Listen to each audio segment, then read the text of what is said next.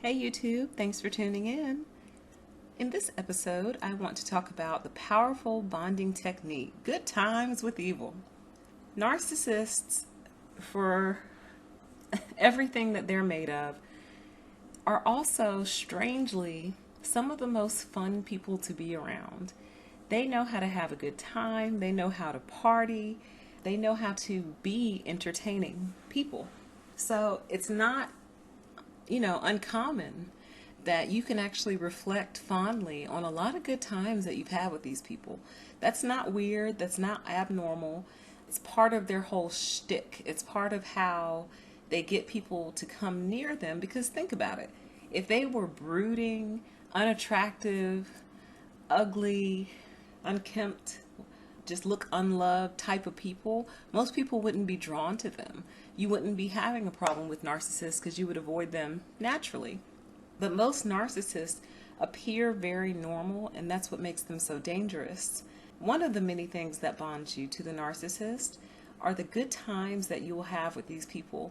When I think back on the major narcs in my life, especially the guys that I've dated that have been narcissists, which has been just about all of them. One of them's on the fence. I'm unsure, but the fact that I'm unsure tells me that he probably is.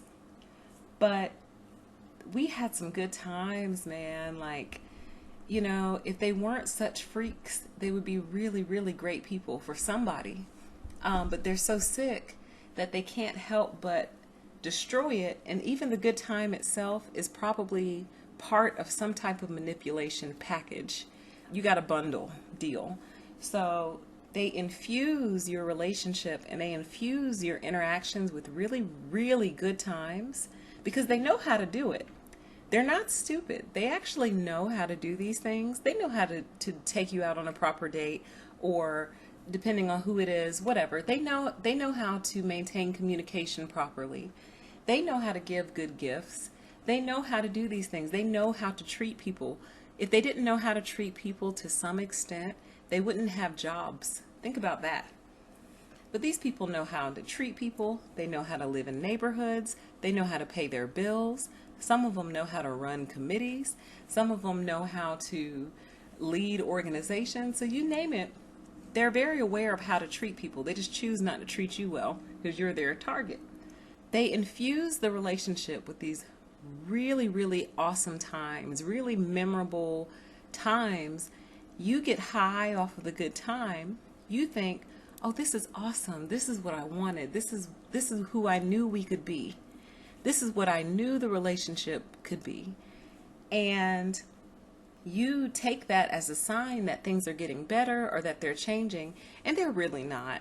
Sometimes if you've exposed them, they're just setting you up for the great ghosting, the great abandonment, the great fall.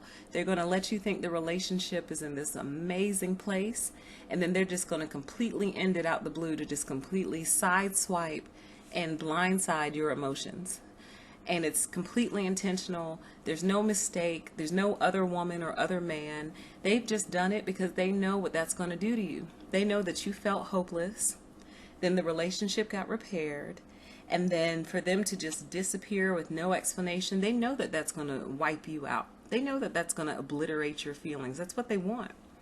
So they're either doing that at the end, or they infuse some good times in the middle to kind of stretch the relationship out. You might be a lot of fun for them. You might be a great source of food for them. They might be getting a lot of airtime out of you. They might be getting a lot of use value out of you. Have you ever bought something and you're very pleased with how much use value you get out of it? That's kind of how they feel about you. They're like, man, this one is the gift that keeps on giving. They don't want that to end. So they're going to infuse the relationship with periodic good times to make you think that we're just a normal couple. Every couple has its ups and downs. Every couple has good times and bad times, even in the marriage vows, for better or for worse, right? So this is normal. What makes it abnormal is unless you have a mental deficiency or a learning impairment, if you've addressed something with someone and they keep doing it, even though they know it's something that you guys have talked about, that's where the intention comes in. That's where it's no longer a mistake. So Regular human beings will at least try to correct the behavior. Now, habits are hard to break. I will give you that. But you can tell the difference between someone who's struggling to break a bad habit and someone who is just carelessly and maliciously disregarding your wishes. So the only reason you stick around is because, 2 weeks ago you guys did so good. You just went out of town. You went on a vacation without the kids. And you guys had a great time. You made love like the way you used to back when you first met. You connected, you took lots of pictures, you bought stuff. He or she wasn't on their phone the whole entire time. So you're thinking that, okay, we're back on track. This couple we're going to be okay. And then without fail, the relationship takes a turn again. And so that's another way you're dealing with the narcissist. The relationship always takes the inevitable nosedive. That's not normal, guys. It's not normal to be doing well, then doing poorly. Doing well, doing poorly. Doing well, doing poorly. That's not normal. Most people in healthy relationships kind of do well, do well, do well, do well, do well, do well, do poorly. Do well, do well, do well, do well, do well, do well, do well, do well, do poorly, do poorly, do well, well, well, well. You get my point. There's more good times than bad. With a narcissist, it's either all bad or it's even. So the amount of good times you've had equals out to the amount of bad times you've had. That's not okay.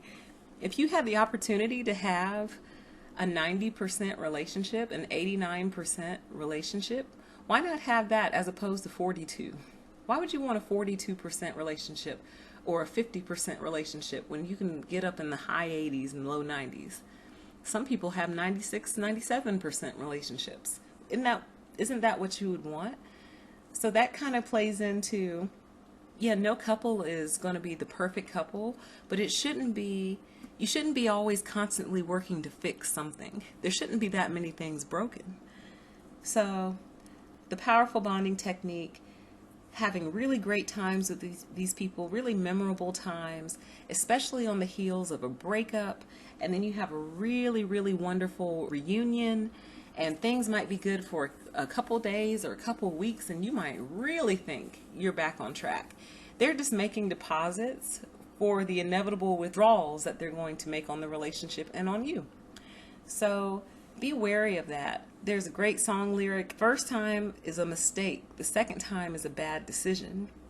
So if you see the same bad decision keeps resurfacing over and over and over again in the relationship, you're dealing with a narcissist. And if you are safely able to do so, get out as soon as you can and recognize these good times as not authentic. They're not something that really came from that person's heart. If you love them at all, you love who you believe that person is when they're showing you the good times. And I'm sad to be the one to tell you that that's not who they really are. They're acting. They're amazing actors and actresses. If I had to say something positive about a narcissist, there's one positive thing. They are incredible actors and actresses, and they know how to show you a good time and make you believe everything's okay, because usually by that point we've already proven that we're quite gullible or naive. So they know, and we have really large imaginations. So they know how to play into all of that and really bond you to them, thinking, wow, that weekend that we went out, we flew out to California, we had such a great time. I'm sure we're going to be doing a lot more of that in the future, and you'll find that you never ever go on that trip again. That was the one and only time that it happened in the relationship, and it's never going to happen again. But it was strong enough to keep you hanging on for like another year, year and a half.